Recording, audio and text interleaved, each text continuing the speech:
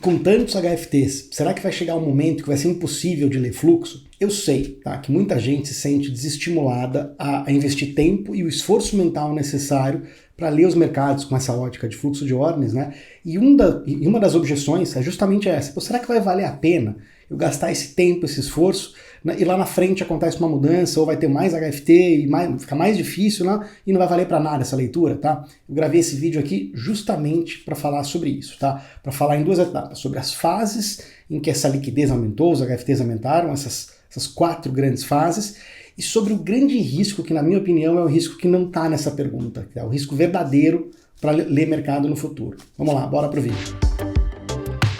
Bom, primeiro de tudo, eu sou o André Hanna, nesse canal falo de trade, falo de investimentos, esse é puramente trading, tá? Mais no nível microestrutural. Tá? Então, de novo, assim, eu sei que essa é uma grande objeção, né, para muita gente, né, que está ali, né, querendo se esforçar para ler mercados. É difícil, tá, olhar por essa ótica um pouco mais microestrutural ou de fluxo de ordens e por aí vai. Né? E uma das grandes, né, assim, objeções, eu não quero muito isso, porque, né, eu vou estudar isso aqui e o mercado está tão difícil de ler, né, e está cada vez aumentando mais o volume de HFT, pô, será que lá na frente vai ficar impossível? Tá? E aí que tá. Vamos lá, vamos separar, né, aqui acho que a grande, né, qual é o grande ponto que ao longo dos anos de fato ficou mais difícil, tá? Eu vou falar as fases e depois no final o que, na minha opinião, é o grande entrave e qual que é, né, a solução para isso. Né? O aumento inegável do número de negócios e a redução do lote médio por negócio. Isso acontece, esse é um movimento não só do Brasil, né, é um movimento global, né? Acho que o Brasil até veio na esteira um pouco mais atrasado em relação ao que aconteceu em outros mercados. Né? Você tinha 5, 7, 8, 10 mil negócios no mercado de dólar lá no 10, 15 anos atrás. Pô, hoje esse volume é infinitas vezes maior. Índice, então, nem se fala. Tá? Então, no olho, né, só pelo fato da quantidade de negócios ter aumentado, tá? Assim, já fica muito difícil de você ir guardando aquela informação. Primeiro, ler aquela informação, processar e guardar, e aí, pô, quiçá tirar alguma opinião sobre aquilo, tá?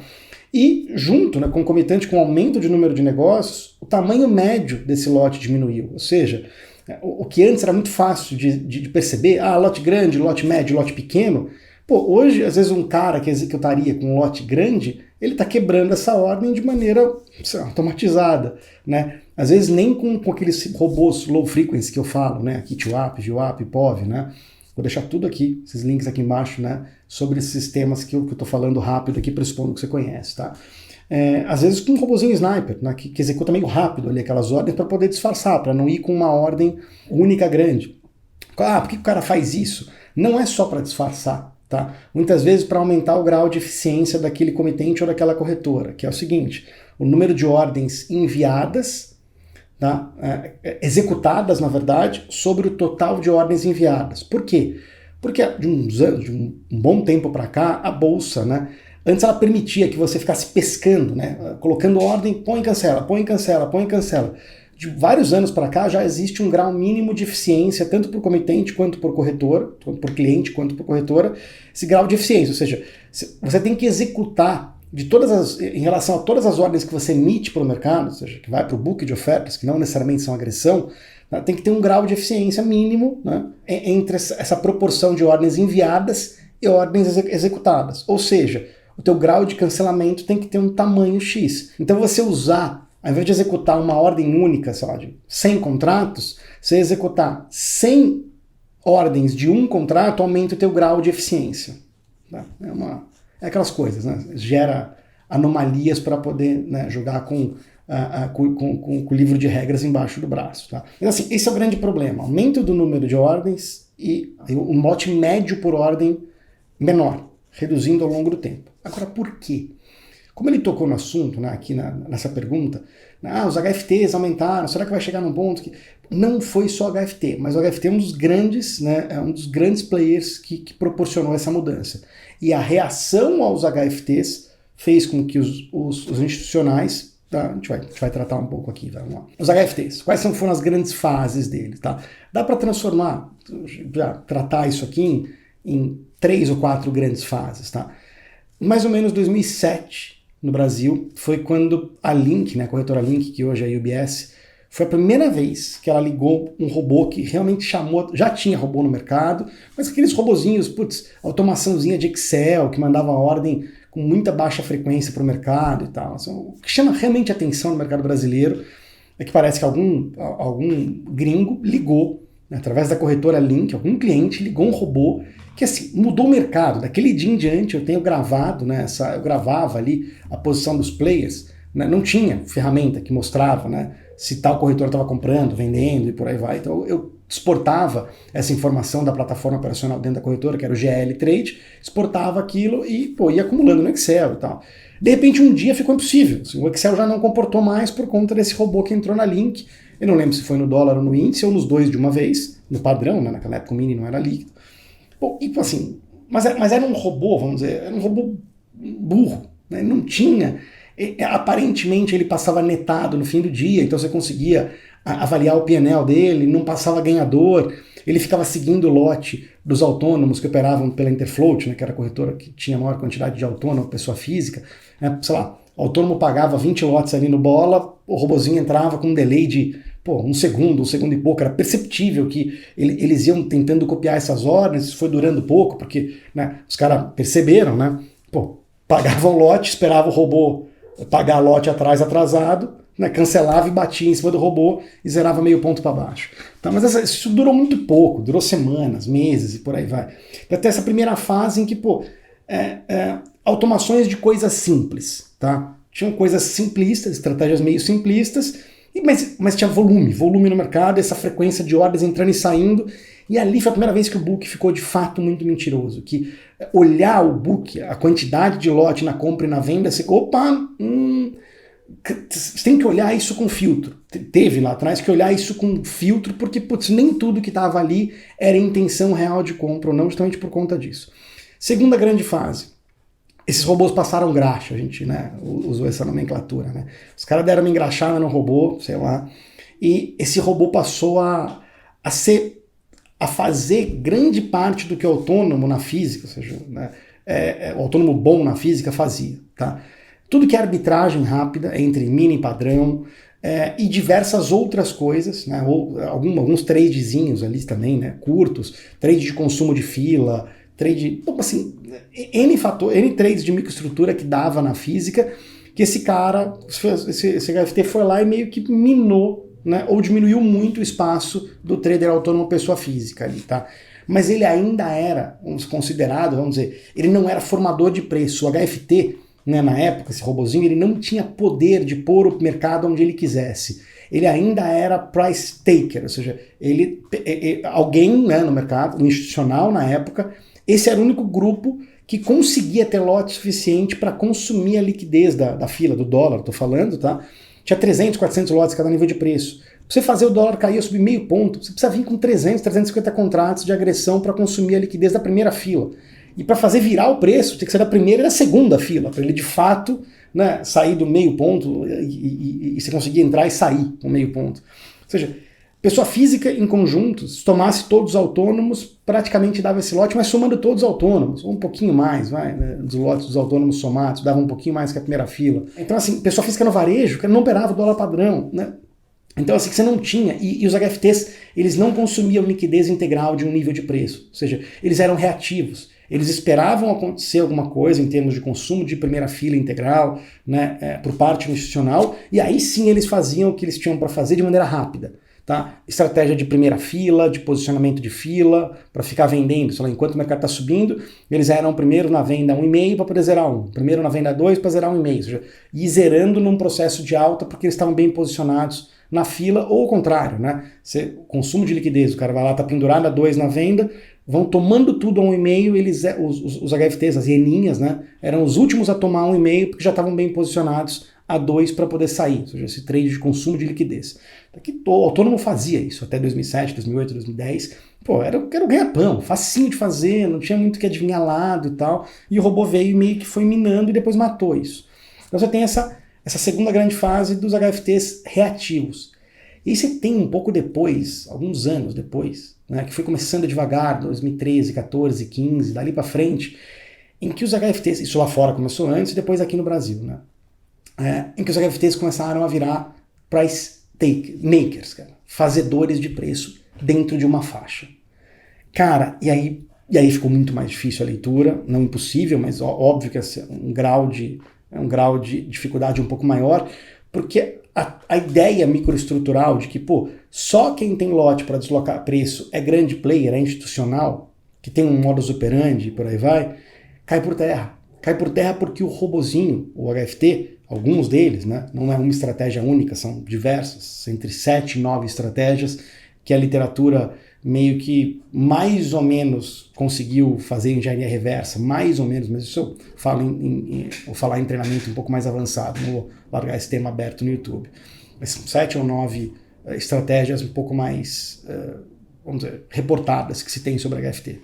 E aí, dentro de uma banda, né, de preço, né, que até hoje, vamos dizer, a minha estratégia de dupla score no índice, ela tem essa banda de não interferência, eu tenho que trabalhar nela, que é onde o HFT, hoje extrapolou essa banda, né? Assim, é bizarro, mas assim, tem uma banda de não interferência onde o HFT faz preço, cara. Ele põe o índice e o dólar, não diria aonde ele quer, mas aonde ele quer dentro de uma banda de pontos que não é pequenininha, assim, não é 2 pontos no dólar ou 30, 40 no índice, é um pouco mais ampla.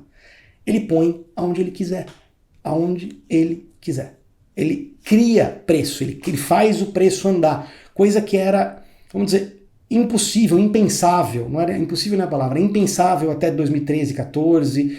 Cara, não era esse o modelo microestrutural mental que você tinha que trabalhar na cabeça. Fala, cara, esquece tudo, o HFT é reativo, pessoa física é reativa, o trader autônomo, na maior parte das vezes, é reativo, quem faz preço é esse tipo de grupo aqui, cara. Então é esse cara que é a minha âncora no mercado, o que ele está fazendo é a âncora no mercado. Se o mercado está subindo e esse cara não está comprando, tem alguma coisa destoada, o mercado vai corrigir. Cara, essa âncora, esse modelo mental funcionou muito até então. E aí depois de um tempo você teve que incorporar que o HFT, cara, ele pode fazer preço, né? Ele faz umas ondinhas ali e ele virou price maker, cara, dentro de uma banda, não price maker como um todo. Isso, pô, mudou de novo a forma de acompanhar o modelo mental.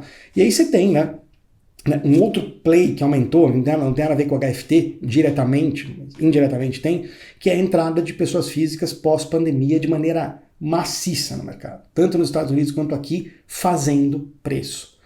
E aí uma mudança, né, comportamental, microestrutural também, que é, essas pessoas físicas, grande parte do lote delas não vão para o mercado, elas são matadas no RLP, que absorve uma boa parte, uma pequena parte desses lotes de pessoa física. Uma pessoa física fazendo preço, que contribuiu muito para o aumento do número de negócios. De novo, eu falei essas 4 fases, e elas culminaram ao longo desses anos em aumento do número de negócios, times and trades muito rápido, e lote médio executado por ordem pequeno. Ou seja, visualmente, tá, por mais que você estivesse no dólar, que é um mercado naturalmente um pouco mais lento do que o índice, não dá para ler. Não dá para ler ali 1,5 na compra com 2 na venda, estão as perguntas, né, clássicas de fluxo para quem faz scalping, aquela sequência de perguntas que eu sempre ensinei em cursos. Estão batendo, estão tomando, quantos lotes, se a agressão é integral, parcial de fila. Cara, vamos lá. Para quem já sabe ler isso, ok, mas para quem vai começar do zero, cara, é muito difícil de pegar essa sensibilidade, né, muito rápido, tá?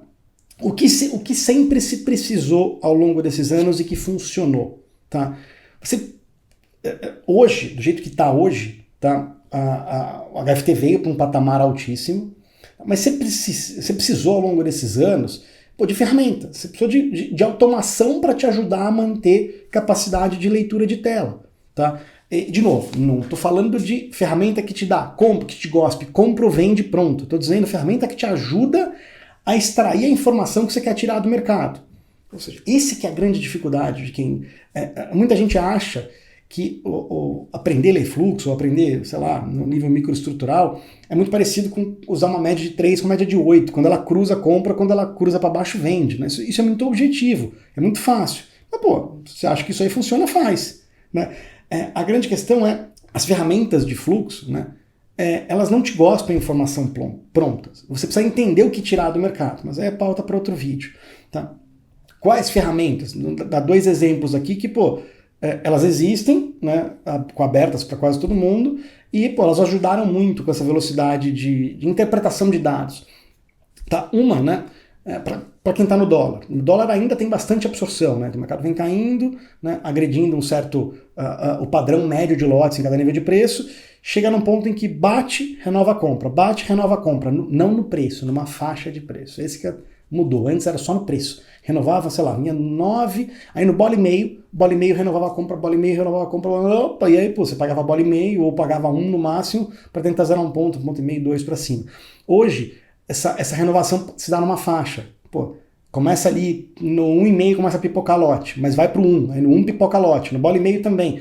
Aí você fica meio confuso se é o agressor que é o vendedor, né, que está forte, ou se a absorção está funcionando.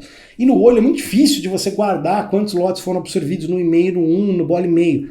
Mas se você abrir do lado do Times and Trades aquele gráfico, com agressão dentro do gráfico, né, o gráfico tape reading, e der um zoom nele, for no profit, for dando um maisinho ali, o candle vai abrindo, chega no momento em que ele abre o candle e aparecem uns números ali dentro. Você tira todas as configurações de mostrar só o spread, vai ter o número exato ali, e coloca um alerta ali, sei lá, 1.200, 1.500 lotes no mini dólar, quando eu negocio no nível de preço. Cara, é muito difícil negociar 1.000 lotes no nível de preço no mini dólar. Se está negociando ali, naquele mesma estrutura temporal, naquele mesmo momento, porque dentro de um, sei lá, depende de como você é gráfico de P, gráfico de minuto e por aí vai, ele pode passar diversas vezes por aquele nível de preço, e aí vai acumulando mais de 1.000 lotes ali. Eu estou dizendo naquele movimento em que o mercado vem 1, 2, bola e meio. No bola e meio começa, a rodar a fila ali, mais do que tem no book, que você viu no book, tem 300, 400 lotes no book, naquele nível de preço. Opa, 800, 900, 1.000, opa, essa fila está renovando. Você consegue ver isso no book, mas quem está no começo é mais difícil ficar vendo o book histórico, que a fila está renovando ali no bola e meio. Mas nesse gráfico, você guarda essa informação. Quantos 1.000 lotes foram absorvidos ali? Pô, ajuda. É uma informação que ajuda. Mas ela sozinha não te diz nada para comprar ou para vender. Você tem que analisar mais coisas. Quão rápido o mercado veio, por aí vai. Não é o tema do vídeo aqui. Outro, né, no índice aqui, outro tipo de ferramenta que ajudou muito, que seria impossível no olho hoje. E no passado seria possível.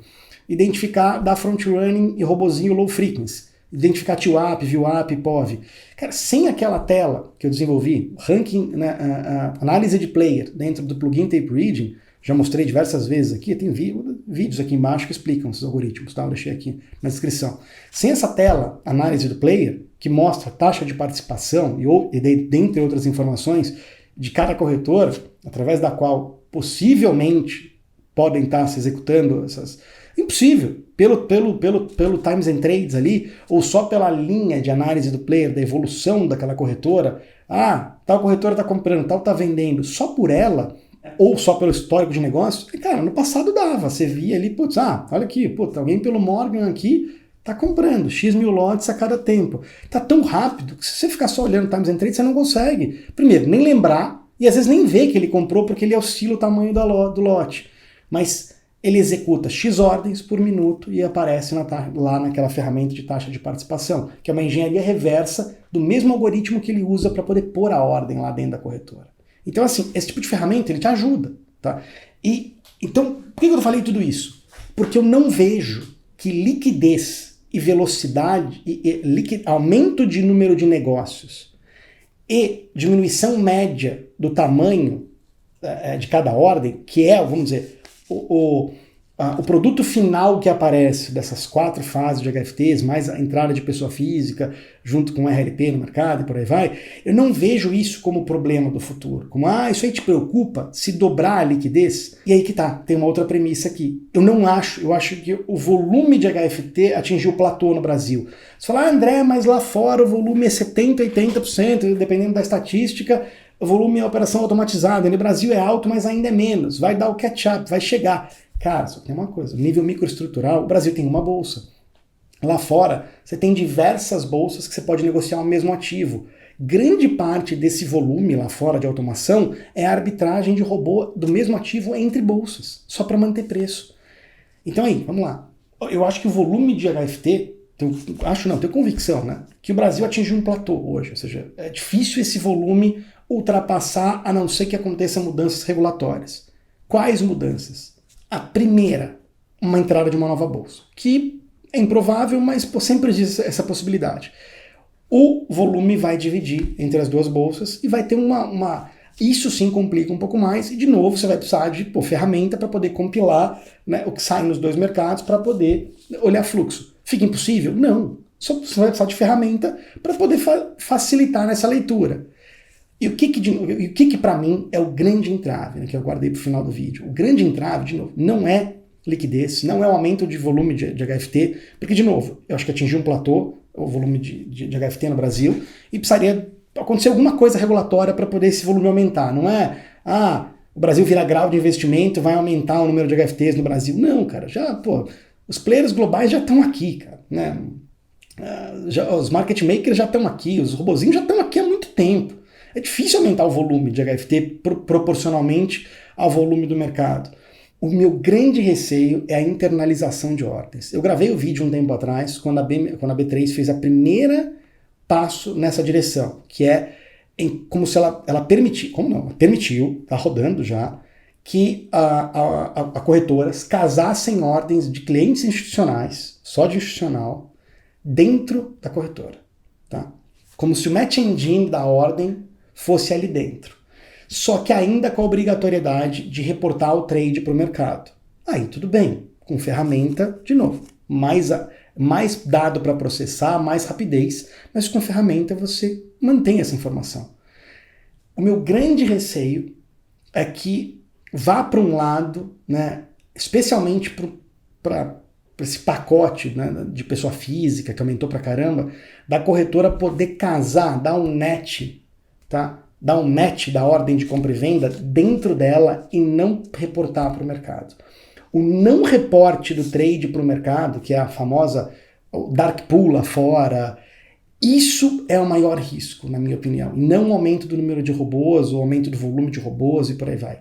Esse é o maior entrave. Internalização de ordens.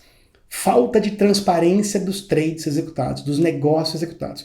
Porque mesmo que ela internalize, que é o que está acontecendo com o institucional, vou larguei o vídeo que eu fiz aqui embaixo também para você entender o que é isso. Mesmo que ela internalize, que você não enxergue no book, você não enxergue a agressão desse player, o fato dela reportar esse trade para o mercado no Times and Trades, ou numa ferramenta paralela, cara, você enxergou aquele trade. Pô, e com inteligência você processa ele. Tipo, fica tranquilo que se não for eu vou desenvolver uma ferramenta dessa. Essa informação é visível, ela será visível. No olho difícil, mas não se perde o dado do trade. O grande risco é perder o dado do trade. Tá? Esse, para mim, internalização de ordens. Tá? Sempre que você vir notícia a respeito disso, tá? Esse, na verdade, é o grande entrave do futuro. André, você acha que vai acontecer? Cara, eu não sei. Mas esse é o grande entrave em termos de perda de percepção do que está saindo no mercado. Beleza? Espero que tenha, né, feito sentido o vídeo aqui, que tenha gostado. Tá? E sempre peço, né, para curtir se você gostou e comentar aqui embaixo o que você achou do conteúdo, o que você achou do vídeo, ou com sugestão de novos, né, temas e por aí vai. Beleza? Abraço, boa semana.